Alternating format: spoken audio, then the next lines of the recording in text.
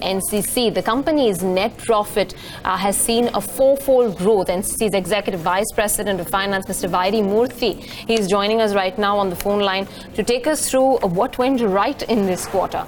Mr. Murthy, thanks very much for taking out the time. Sum up the quarter gone by for us. Everything seems to be falling into place. Even with the yearly growth numbers, you seem to be on the right track. Yeah, FY19 was a very phenomenal year for us. Company has performed well on all counts. For the first time in the corporate history of the company, the top line has crossed 10,000 crores. In fact, we have reported 12,000 crores on a standalone balance sheet. The EBITDA has crossed 1,000 crore mark, the actual EBITDA being 1,400 crores. The net profit has crossed 500 crores mark, the actual number being 563 crores. So company has done extremely well on all counts in FY19, and it is likely to continue. And in FY20, we started the year with an order book of nearly 40,000 crores. We bagged nearly 50,000 crores of orders in FY18 and FY19 put together. So that gives us the confidence, and the execution in FY19 has been pretty good, despite uncertainties and poll-related delays, etc. But we have delivered on the promise.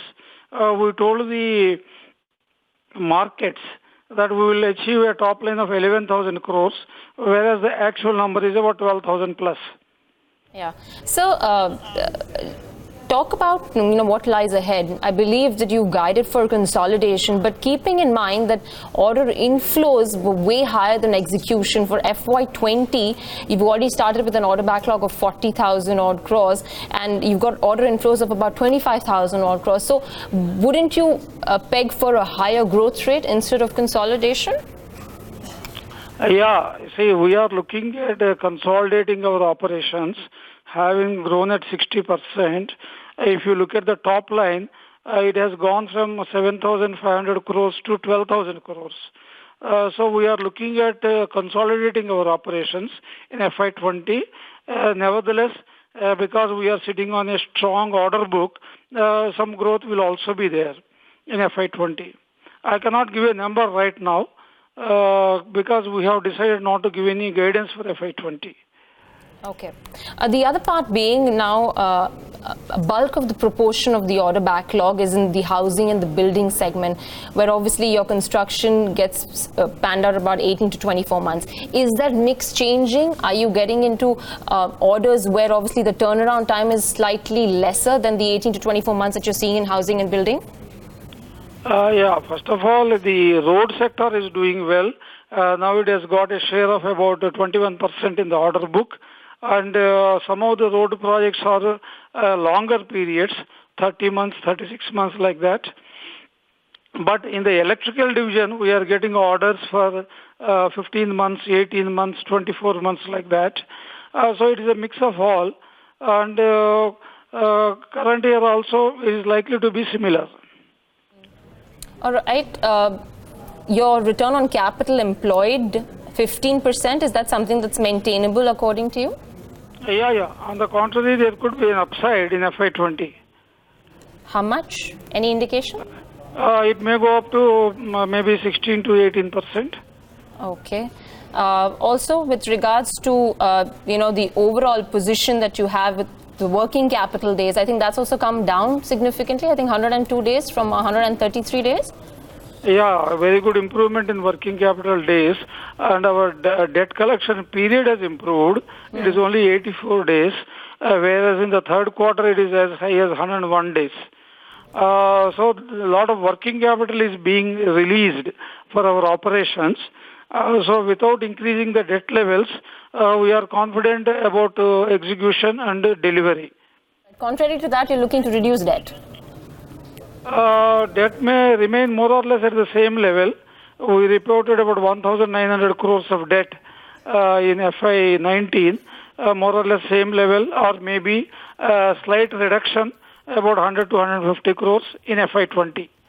Mr. Murthy, just wondering, are you not giving out a guidance because the size is bigger and therefore you do not know if the company at this size can grow more? Because 12,000 crores is sizable, yes, but there are larger infra companies as well who give guidance. And part two of my question is, or are you giving this because you do not have a sense of what's the quantum of order inflows that will come in, because the government seems firmly focused of spending a lot of money on infrastructure? No, all these are correct points that you are making. We have deliberated also with our directors and all that. But one aspect is the change of government in AP that may slow down some projects where we have got already the projects are being executed. So considering all these factors and also to consolidate our operations, we thought we'd look at a flattish growth in FY20. Order acquisition should be good. Maybe the actual execution may be much higher than what we are contemplating at this point in time. No, sorry, did I hear you say flattish growth? Yeah, 5 to 10%. Sorry? 5 to 10. 5 to 10% top line. Okay, so is that's my final question. Is that on purpose? I mean, are you on intent growing slower? Because otherwise, if the spends are higher, you should aim or should be able to grow faster, right, Mr. Murthy? Yeah, our focus is on consolidation. That is the only point I'm making. Okay. But nevertheless, if good opportunities are coming our way, we will not shy away from taking those opportunities. Mr. Murthy, just one last question. Any projects that you're bidding for in the upcoming near future that would add to the order backlog that you have already, that you're likely to be an L1 bidder for? And what IRRs are these orders going to come at? I see, we are a all India company. We have a decentralized structure of bidding for projects, and we are very strong in buildings, roads and water pipelines. And these three verticals put together, they constitute 75 to 80% of the order book, and that is likely to continue in the current year also in FY20. And definitely orders are coming with better margins. How much is the differential that you're seeing? Yeah. See, we are looking at a gross profit margin of about 17 to 18%, which we have delivered in FY19. EBITDA, we are looking at 11.5 to 12%, and in FY19 we delivered 11.8%. Net profit margin should be in the region of 4.5% or so.